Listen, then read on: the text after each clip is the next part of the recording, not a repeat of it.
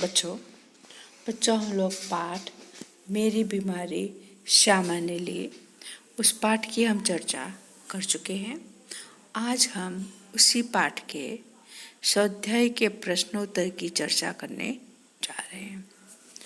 बच्चों आप लोग इसे PDF में से या YouTube में से सुनकर इस प्रश्नों के उत्तर अपनी कॉपी में सुंदर अक्षरों में लिखिए।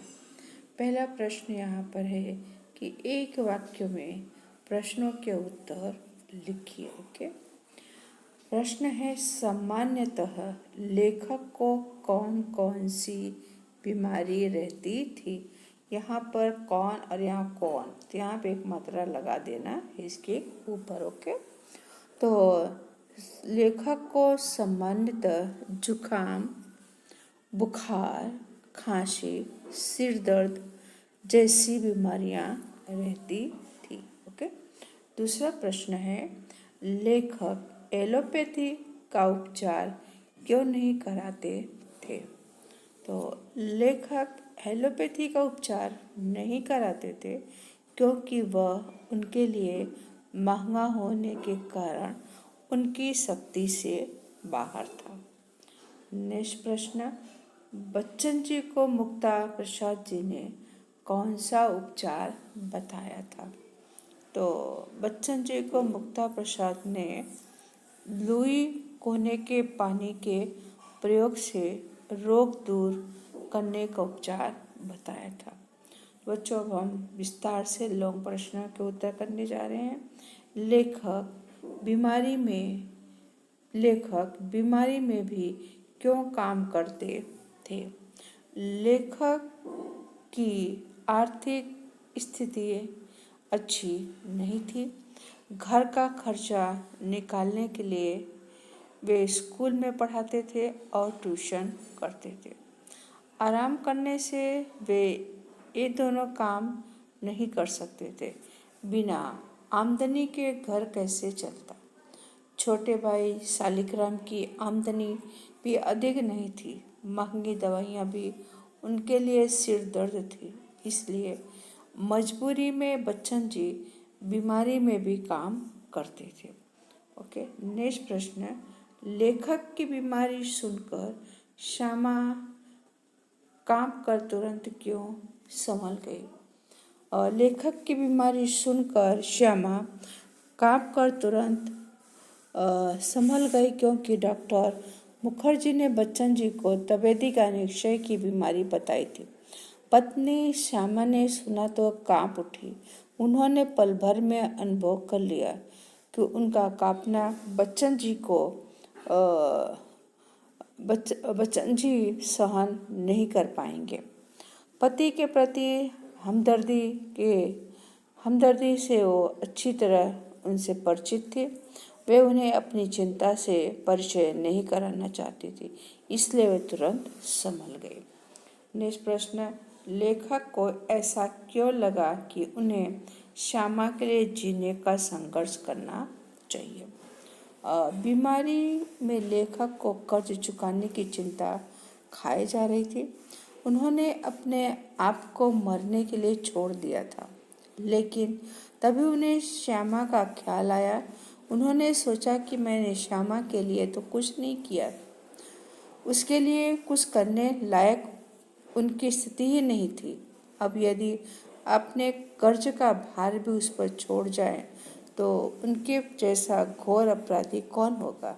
यह सोचकर उन्हें लगा कि उन्हें श्यामा के लिए जीने का संघर्ष करना चाहिए। ओके। नेक्स्ट प्रश्न यहाँ पर हम देखते हैं बच्चों। अगला प्रश्न यहाँ पर आपके सामने स्क्रीन पर। ओके। नेक्स्ट प्रश्न यहाँ पर इस तरह से है कि बच्चन जी की पारिवारिक आर्थिक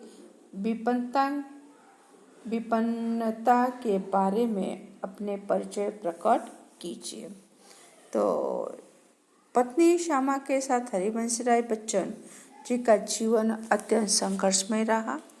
आय के ठोस साधनों से वे वंचित थे। वे स्कूल में पढ़ाते थे, ट्यूशन करते थे, अपनी किताबों से भी कुछ पैसे मिल जाते थे, फिर भी खर्च पूरा नहीं पड़ता था।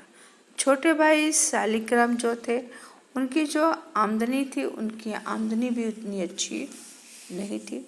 बच्चन जी की बीमारी के बाद जो हालात और भी चिंताजनक हो गई। महंगी दवाइयाँ खरीदना मुश्किल हो गया था।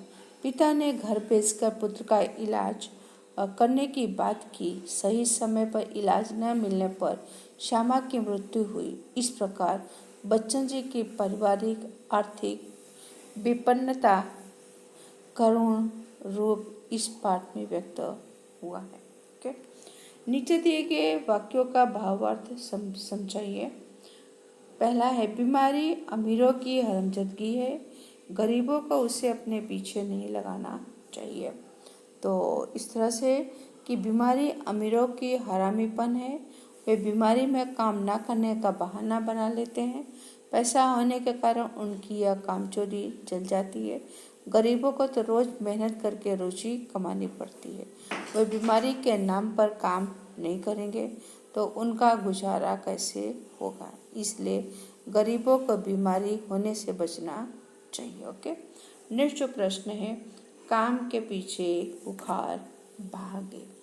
काम न करने वाले को मामूली बुखार भी बहुत तेज लगता है। वह उसे दूर करने के लिए दवा लेता है, लेकिन दृढ़ मनोबल वाले व्यक्ति साधारण बुखार को कुछ नहीं गिनते।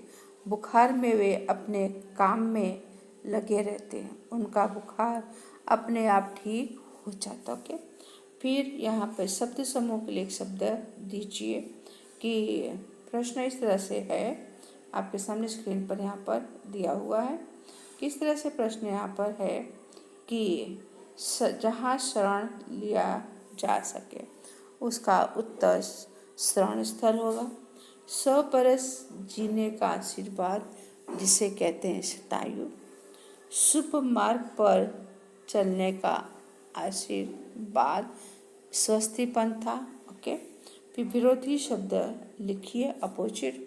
चिकना तो खुरदरा, मधु कटु, क्लेश शांति, मुक्त बद्ध। बच्चों, यहाँ पर पाठ के स्वाध्याय के प्रश्नों की चर्चा समाप्त हुई। आप इसे अपने नोट में सुंदर अक्षरों में PDF में से या YouTube में से देखकर लिख डालिए। Thank you.